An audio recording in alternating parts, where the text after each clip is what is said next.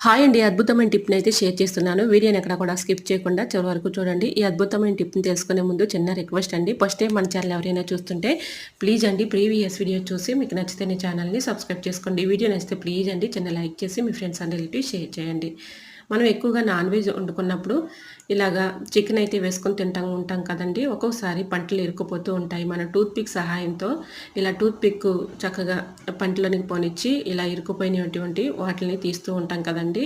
మనకు అవసరానికి tooth pick లేనప్పుడు ఇంట్లో న్యాచురల్‌గా కరివేపాకు మనం తీసిన తర్వాత కరివేపాకు కాడలు ఉంటాయి కదండీ!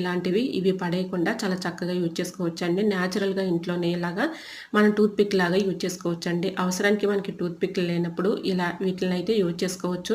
సో, మరి మీకు ఈ టిప్ ఎలా అనిపించిందో కమెంట్ సెక్షన్‌లో కమెంట్ చేసి మీకే టిప్స్ కావాలనేది కూడా కమెంట్ చేయండి.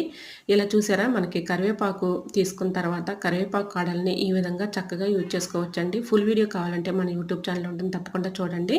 ఇలాగా మనం కరివేపాకు తీసేసుకున్న తర్వాత కరివేపాకు కాడల్ని ఇలా సమానంగా పెట్టి సిజర్ పెట్టి కట్ చేసుకొని ఇలా టూత్ పిక్ లాగా మనం యూజ్ చేసుకోవచ్చండి. ఒక డబ్బాలో ఇలా పెట్టేసుకున్నాం అనుకోండి అవసరానికి ఇలా తీసుకొని యూజ్ చేసుకోవడానికి చాలా చక్కగా వర్క్ అవుతుంది. సో, యూజ్ అవుతుంది అనుకుంటే ట్రై చేసి వీడియో నచ్చితే ప్లీజ్ అండి చిన్న లైక్ చేసి మీ ఫ్రెండ్స్ అండ్ రిలేటివ్స్ షేర్ చేయండి. Thanks for watching.